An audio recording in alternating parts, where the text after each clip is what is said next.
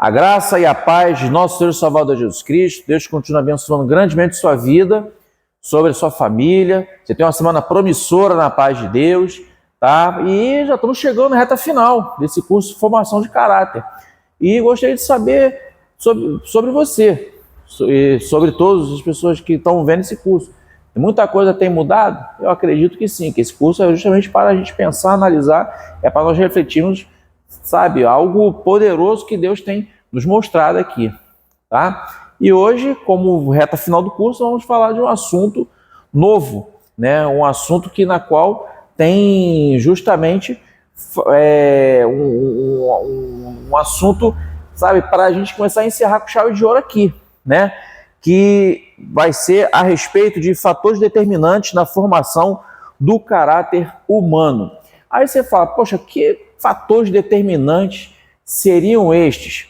Então, vamos falar aqui a respeito do seguinte. Primeira coisa, vamos falar sobre a responsabilidade pessoal. Uma coisa na qual vai começar a chegar a falar acerca dessa responsabilidade, vamos falar sobre a responsabilidade humana. Por quê? O homem ele foi criado sob uma responsabilidade. Se nós chegarmos a olharmos, né, acerca da primeira ordem que Deus deu para o homem no Éden, foram responsabilidades. Deus falava todos os dias com o homem do jardim, falava diariamente, mas sendo que ele tinha responsabilidade. A primeira responsabilidade que ele deveria ter é o seguinte: ele tinha que cuidar do jardim. Depois falou-se do quê? Que de todas as árvores poderia se cuidar, menos de uma árvore específica. Então, o homem foi criado à imagem de Deus. Se nós colocarmos essa primeira premissa. E, entre outras coisas, significa que, diferente dos animais, Deus fez o homem como ser responsável. Nenhum dos animais que estavam lá no jardim, hoje, Deus não deu responsabilidade nenhuma. Deus não deu responsabilidade para o cachorro, para o gato, para o papagaio, para o cavalo, para o boi. A responsabilidade Deus deu para o homem. Então, a responsabilidade humana foi dada primeiramente a mim e a você. Então é o seguinte, significa que o homem é um ser responsável, ele foi criado à imagem de Deus. Por quê? Porque Deus é um ser responsável. Ele é um ser na qual ele controla todas as coisas. Então, como um ser responsável, e nós somos a imagem e a semelhança de Deus, é óbvio que nós devemos também ser pessoas responsáveis no nosso cotidiano. Muda o slide aí, Eduardo, rapidinho. Aqui, um detalhezinho aqui, ó. A raiz da palavra responsabilidade, vamos falar de língua portuguesa, né, Eduardo? A raiz da palavra, o que significa a palavra responsabilidade? Significa, do verbo responder. Por quê? Porque responsabilidade é que você responde por tudo aquilo que foi confiado nas suas mãos. Você responde tudo aquilo que você age, seja de uma forma boa ou de uma forma má. Responder, ou seja, tudo aquilo que você... é uma prestação de contas. São prestações de contas que o homem tem que dar perante a Deus. São prestações de contas que o homem tem que fazer consigo mesmo. A palavra, quando fala aquela famosa palavra que a nossa própria consciência é que nos julga, não é a Satanás que julga a sua vida, não. A sua própria consciência, você sabe que quando você faz besteira em algumas coisas. Nós sabemos quando nós não agimos de uma forma correta, quando nós começamos a nos arrepender, quando nós voltamos, caímos a si. Assim, poxa, legal, eu tô errado, eu deveria ter feito isso. E quantas vezes nós aqui, hoje, não falamos assim, poxa, eu poderia ter agido diferente sobre certas situações. Então, amados, responsabilidade humana, ou seja, é do verbo responder. Isso significa que você responde por tudo aquilo que Deus confiou na sua vida. Você, homem, você responde por você ser o sacerdote da sua casa, do seu lar. Você, mulher, responde por ser sacerdotisa, né, do lar e por todas as coisas que foram confiadas ao seu papel. Vocês, filhos, também são responsáveis em responder também a tudo aquilo que foi confiado. todos os homens, mulheres, todo ser humano, todos, não tem essa de que eu respondo isso e colocando para lá para cá. Não, porque Adão, nessa de empurra e empurra, né? A culpa foi da mulher. A mulher não, a culpa foi da serpente. Então, amados, nós devemos responder e assumir todas as coisas. Então, a responsabilidade humana é fundamental em nossas vidas. Então, vamos lá. As principais áreas da responsabilidade, como eu gosto de sempre falar dos princípios da era humana, né? O Gênesis, acho que é o Gênesis, né, o Eduardo? É uma especialidade minha, né? Só falo de Gênesis praticamente, né? Mas vamos lá. Segundo Gênesis, nos 2 primeiros capítulos, vamos lá. 7 responsabilidades foram dadas ao homem. Né? Nós não vamos ler, mas vamos entender aqui. Quando o homem criou o homem e a mulher, vamos observar as responsabilidades em diferentes áreas da vida deles. Vamos lá. Responsabilidade espiritual. Responsabilidade do homem e da mulher em relação à missão que Deus lhes deu.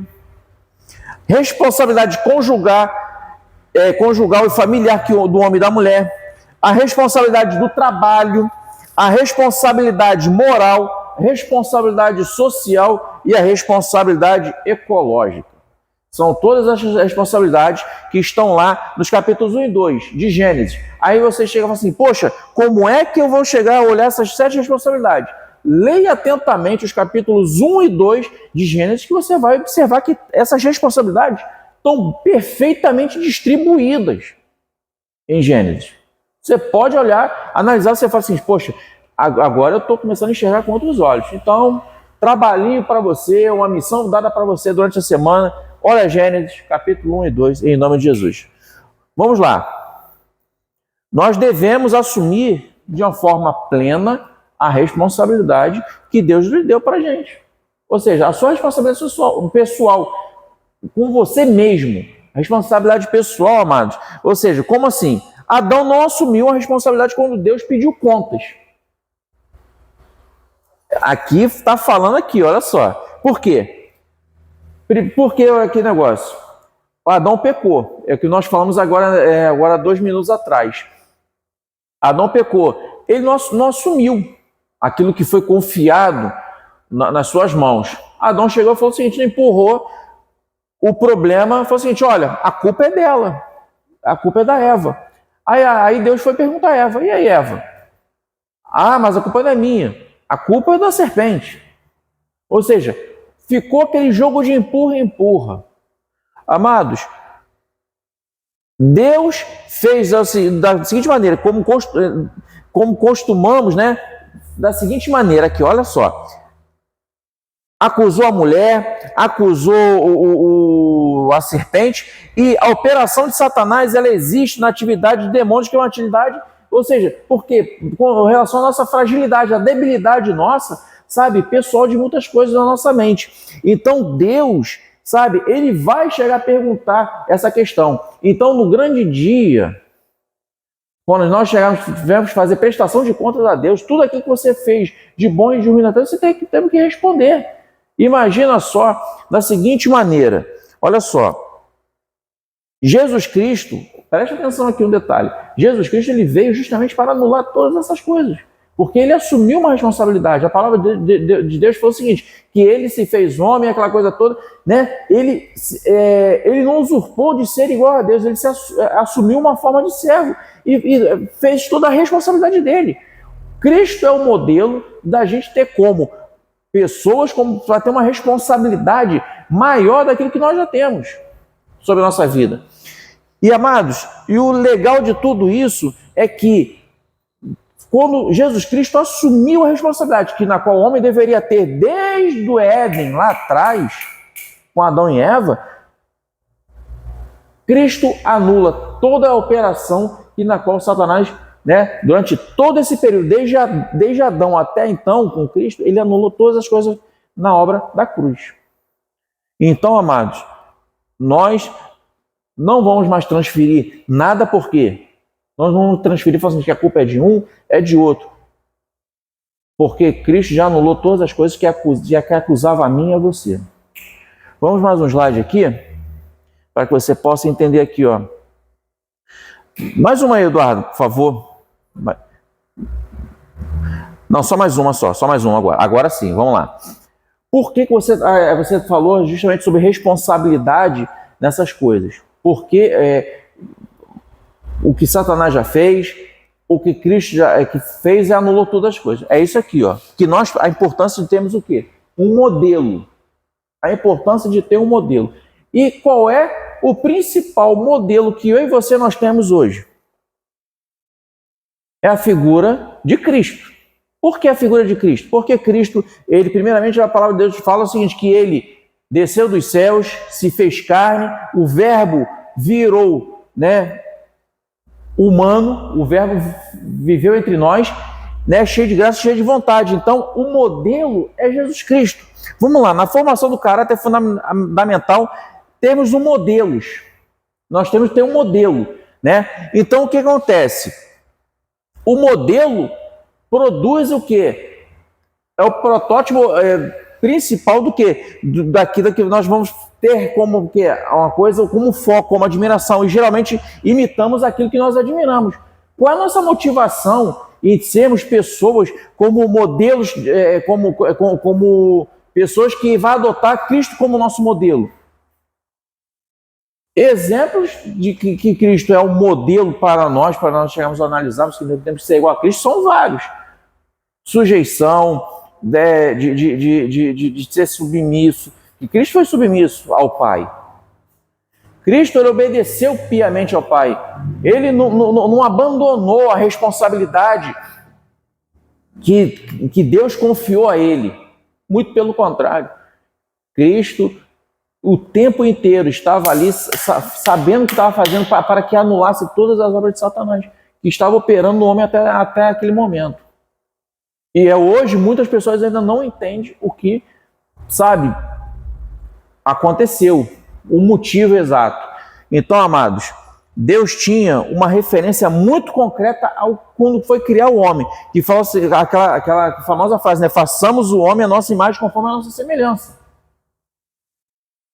Só que essa imagem estava deturpada, desde quando o homem pecou. Então, vamos lá. Colossenses 3,10 vai falar o seguinte: e vos vestistes do novo. Do novo do quê? Do novo homem, da nova mulher. Com o quê? Vestistes do novo. Ou seja, novo o quê? Que se renova para o conhecimento. O que se renova? Vestistes do novo homem que renova para o conhecimento. Ou seja, vestistes do modelo na qual temos, que é Cristo, segundo a imagem daquele que o criou, ou seja, segundo do que Deus já fez aqui. Ou seja, em outras palavras, esse versículo aqui está dizendo, olha só, gente, todo homem, toda mulher, olha aqui o modelo que o homem deveria ser desde quando criei Adão. Olha aqui como todos deveriam ser. É isso que nós estamos falando. Então, mais um aqui para a gente olhar, mais uma, todos nós aqui deveríamos ser como Cristo na sua essência, forma, aquela coisa toda. Ou seja, olha só como é o homem aqui. O apóstolo Paulo vai falar lá em 1 de Coríntios, isso aqui, ó. Sejam meus imitadores, bem como eu sou de Cristo. Nós devemos ser imitadores de Cristo. Ou seja, aí o apóstolo Paulo está falando, olha só, imita como eu estou imitando aqui, ó, como eu estou imitando Cristo. Ou se você quiser imitar Cristo sem intermediador, vá em frente. Essa é a questão. Olha só, sede meus imitadores como eu sou de Cristo. E diz também, ó, o que aprendeste, lá em Filipenses 4,9, o que aprendeste e recebeste, ouvistes e vistes em mim, isto façais. Ou seja, tudo aquilo que você aprendeu, tudo aquilo que você recebeu de bênçãos, toda a sorte de bênçãos na sua vida, que você ouviu da palavra, e você viu de um modelo para que você possa ter um modelo para você admirar, ou seja, isto você tem que fazer, tem que ter ação nessa questão. Então, ainda tinha muito claro o princípio que a igreja se edifica por modelos, ou seja, ainda grifei aqui, eu coloquei aqui, ó, Cristo é o modelo perfeito e absoluto. Cristo é o modelo perfeito e absoluto em toda a nossa vida. Mas entre Cristo e os novos discípulos é necessário que os discípulos, né, mais crescidos sejam também como exemplo. Todos nós, amados, temos como exemplo. Vamos lá colocar aqui na igreja, nas igrejas, nas congregações locais, onde quer que seja. Todo seja líder de célula, líder, o pastor, o presbítero, o diácono, ou seja, ele tem um ministério para que seja exercido. E tem que ser o quê? Todas essas pessoas tem que ser homens e mulheres de Deus. Homens e mulheres de Deus. A pessoa não é só consagrada por ser consagrado, não. Tem que ter justamente que a presença do Espírito Santo. E detalhe, tem que ser pessoas com essência de Cristo na vida delas. É isso que nós estamos dizendo. Vamos lá. E diz aqui também ainda em 1 Timóteo 4,12, diz aqui, ó, que ninguém, ou seja, porque o apóstolo Paulo está falando a Timóteo, né, nisso aqui. Vamos lá. Ninguém despreze tua juventude, senão ser exemplo dos crentes. Na palavra, conduta, amor, espírito, fé e pureza. É isso daqui que nós estamos dizendo. É isso aqui que nós estamos falando dessa forma, para que a gente tenha como exemplo justamente de quê? De todas essas aqui, ó. Agora você está entendendo como responsabilidade humana tem a ver, ou seja, para a gente edificar a nossa vida com modelos, o modelo está aqui. A Bíblia fala o tempo todo que como nós devemos fazer. E detalhe, aí para que a gente fique apenas no apóstolo Paulo, a gente olhar o exemplo de outro apóstolo que esteve do lado de Cristo, que foi Pedro. Olha o que Pedro vai falar lá em 5:2-3. 1 Pedro 5:2-3. Apacentai o rebanho de Deus, que está entre vós, sendo exemplos do rebanho. Nós devemos ser exemplos uns aos outros. Sermos exemplos o tempo inteiro. Então é por essa razão que o apóstolo Paulo, como o apóstolo Pedro, vai descrever ali os requisitos, ou seja, para que nós tenhamos o quê? O reconhecimento das pessoas, que nós devemos ter como modelo na nossa vida, ou seja, principalmente de qualidade de caráter. É isso que estamos colocando aqui, posto aqui. Vamos mais um slide. Vamos falar sobre o grande modelo que Jesus Cristo, que Deus colocou entre os homens. Quem é quem? É Cristo. É Jesus Cristo que é o maior dos modelos. Ou seja, que Jesus Cristo é o modelo na qual Deus se propôs a conformarmos conforme segundo o seu plano eterno. Aí vamos dar uma olhada aqui, Romanos 8:29, que o apóstolo Paulo fala. Porque diante daquele que conheceu também, os predestinou para sermos conformes à imagem do seu Filho. Aí você chega e você olha, pastor, como assim? Vamos lá. Porque os que dantes conheceu, ou seja, antes de você conhecer qualquer coisa, também predestinou, ou seja, muito antes do mundo ser formado, Deus já destinou, ou seja, predestinou, ou seja, quem? Nós, filhos e filhas de Deus, para quê? Para serem conformes à imagem do seu Filho. Quem é o Filho de Deus? É Cristo. A fim de que ele seja primogênito entre muitos irmãos. Aí, Cristo veio à Terra, tudo bem. Consciente, quando ele estava consciente já de todas as coisas, da missão dele, o que ele falou? Lá em Mateus 11:29, aprendei de mim, que sou manso, humilde de coração. Mateus 20:27-28 diz aqui, ó, o que quer ser o primeiro entre vós será como seu servo, como o filho do homem não veio para ser servido, mas para servir e dar sua vida em resgate por muitos. Amados, o modelo melhor do que Cristo não há. Exemplo de homem que é falho, tudo bem, a gente pode olhar, a gente admirar pessoas, tudo mais. Mas, amados, o modelo para a formação de um caráter humano mesmo, de verdade, é só Cristo. Porque nós já vimos um livro chamado o seguinte, Jesus Cristo, o maior dos psicólogos, né? Não, Eduardo, já viu esse livro? O maior psicólogo, o maior... Exatamente, ou seja, ele é o modelo maior em todas as coisas. Já vi livro que ele é o maior psicólogo, que ele é o maior médico, ele é o maior advogado, ele é tudo isso. Olha só, por que nós temos que chegar a ter como, exatamente esse como o maior modelo? Porque, olha só, Pedro vai falar o seguinte, Pedro 2, 21, 23, aqui, ó. Para que isso fosse chamados, para que também Cristo padeceu por nós, deixando-nos o quê? Exemplo. Perdão. Cristo nos deixou exemplo. Isso aqui, ó, ele que nos deixou como exemplo, é a parte mais clara, mais densa aqui na qual nós podemos colocar aqui, como sabe, a missão maior de que Cristo tem para nosso caráter, para nós nos moldarmos. Por quê? A fim de que sigais as suas pisadas, que na qual não tinha pecado, nem se achou engano em sua boca, quando o amaldiçoava, não respondia com maldição, quando padecia, não os ameaçava, mas encomendava a causa ao que julga retamente. A missão que Cristo fez em todas as coisas, que o mundo, ele não tem, é impiedoso o mundo para nós.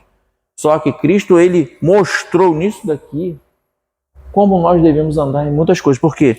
Que ele deixou um exemplo para todos nós.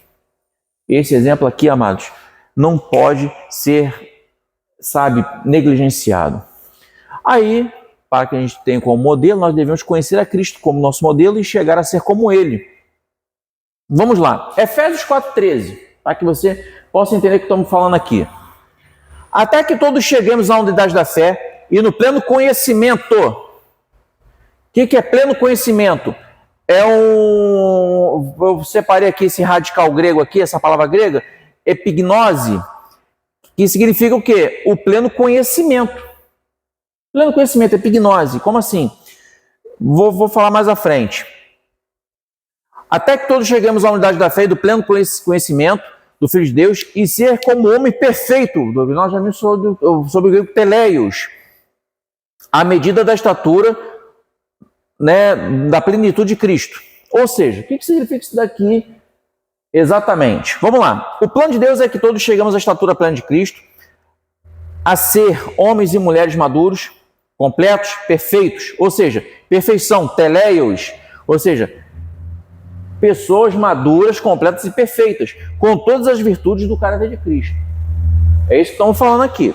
Vamos lá. Esse verso nos sugere que tal estatura, ou seja, que a medida que você na qual chegue, né, e vai alcançando mediante a unidade da fé e do conhecimento pleno, ou seja, do epignosis, o conhecimento pleno do Filho de Deus, do modo, né, como ele vai ser o quê? O fator indicado aqui para que chegarmos à estatura de Cristo é conhecer plenamente ao Filho de Deus, em unidade, né, com todos os nossos irmãos. É isso aqui que esse versículo aqui está falando exatamente. Então, amados, nós devemos justamente colocar a nossa vida de uma forma singular e muito direta para que, né, não é pegar atalho não, estamos chegando de uma forma mais direta ao assunto, né, uma forma mais direta ao assunto com relação a isso daqui. Mais um slide aí, Eduardo, por favor. Aí, como nós vamos conhecer o Filho de Deus? Primeiramente, mediante operações conjuntas e inseparáveis, em duas coisas, em dois assuntos. O primeiro é o testemunho dos apóstolos dos evangelhos e o segundo, o testemunho do Espírito Santo em nós. Como assim, né, o testemunho dos apóstolos evangélicos, ou seja, já foi 2000 anos atrás, e o testemunho do Espírito Santo em nós, hoje, agora. Vamos lá. Jesus Cristo havia antecipado que teria esse duplo testemunho. Como assim? João 15, 26, 27 fala o seguinte, ó, quando vier o Espírito Consolador, ele dará testemunho por mim, e vos darei testemunho também, pois eles estarão comigo desde o princípio, né? Então, olha só, amados, isso daqui significa justamente aquela parte na qual fala que o verbo veio entre nós, ele se tornou carne e viveu entre nós, entendeu?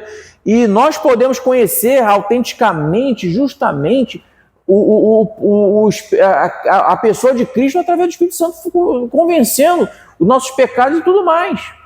Quando nós mudamos o nosso caráter, sabe, em todas as áreas da nossa vida, em muitas coisas.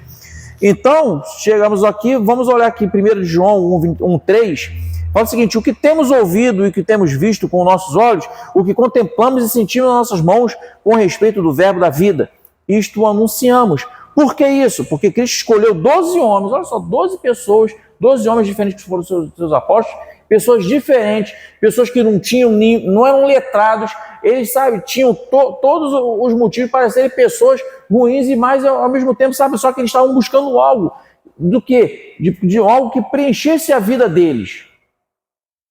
E foram escolhidos, bacana, só que a presença de Cristo o tempo todo ali mudou a vida daqueles homens por completo. Claro, tirando o Judas Iscariote, né, Eduardo? Tirando apenas Judas Iscariote. Mas, e eles andaram intimamente por 3 anos e viveram com ele. Viveu com Cristo o testemunho vivo como modelo aqui na Terra. Mais um slide aí, Eduardo, por favor. Mais um só mais um. Ah, tá. Não, então esse aqui é o final, né? Aí, a pergunta que agora, vamos terminar aqui agora a aula, esse aqui vai ser o último slide aqui. Como podemos conhecer ao Filho de Deus? Como você conhece a Cristo na sua vida? Vou colocar aqui um versículo aqui, 2 Coríntios 3, 17 e 18. E diz aqui um detalhe maneiro. Diz aqui, ó. Ora, o Senhor é Espírito, e onde está o Espírito do Senhor, ali é a liberdade. Mas todos nós, como rosto descoberto, refletindo como espelho a glória do Senhor, somos transformados de glória em glória na mesma imagem, como pelo Espírito do Senhor. Amados, é fundamental que nós tenhamos justamente, conhecer justamente ao Filho de Deus nisso daqui. Amados, como assim? Você vê Cristo justamente em várias áreas da sua vida, em várias áreas, sabe, operando através da sua vida, de glória em glória, né? Na mesma imagem como pelo Espírito do Senhor. Amados, Jesus Cristo move na sua vida, ele se move exatamente no seu intelecto, ele se move em todas as áreas mais íntimas que você possa imaginar na sua vida. Você apenas aqui não é um mero acaso, você não é um mero ser, você não é apenas um átomo ambulante, andando vazio e oco, não. Você é a essência de Deus, porque está aqui, ó. O Senhor é Espírito, e onde está o Espírito do Senhor, ali é a liberdade. E todos nós, como rosto descoberto, refletindo como um espelho, como uma imagem dele na sua vida, a glória do Senhor. Olhe para você tem um trabalho hoje, olhe para o espelho. Se olha no espelho, você veja através do que você está olhando, fala assim, não, eu sou a imagem do Senhor, sabe? Por quê? Está sendo transformado aqui, está ali, ó, de glória em glória na mesma imagem. Amados, isso é muito profundo e é isso que Deus quer fazer através da sua vida, amém? Vamos orar em nome de Jesus e que você tenha uma semana super abençoada, uma semana super promissora na paz de Deus, tá? E que Deus continue falando poderosamente através da sua vida. Dá testemunho daquilo que Deus tem feito no seu coração, na sua vida, que Deus tem transformado através de todas as áreas da sua vida. Amém? Senhor Deus, nós agradecemos, ó Pai, por mais uma aula, por mais um momento que estamos aqui na sua presença, Deus. Venha cada dia mais e mais, ó Pai, com o seu Espírito Santo, através de nossas vidas, Pai, com providência e glória sobre nossas vidas, ó Pai. E que nós venhamos para transformar, ó Pai, desde o nosso coração, a nossa mente, Pai, e que nós possamos, Pai, sermos homens e mulheres, Pai, maduros na sua presença, e que nós possamos, Pai, cada dia mais Pai, sermos, Pai, pessoas que sejam a expressa imagem do seu ser sobre nossas vidas. Que todos, Pai, possam estar rodeados de nós, possam, Pai, sentir, Pai, da tua presença, e que venha cada dia mais Pai, iluminar nas nossas vidas, e que desde já, Pai, nós agradecemos por essa glória que nos implantaste sobre nossas vidas, e em nome de Jesus, amém. Amém, amados? Deus te abençoe grandemente e que você tenha uma semana super promissora e até a próxima semana em o nome de Jesus.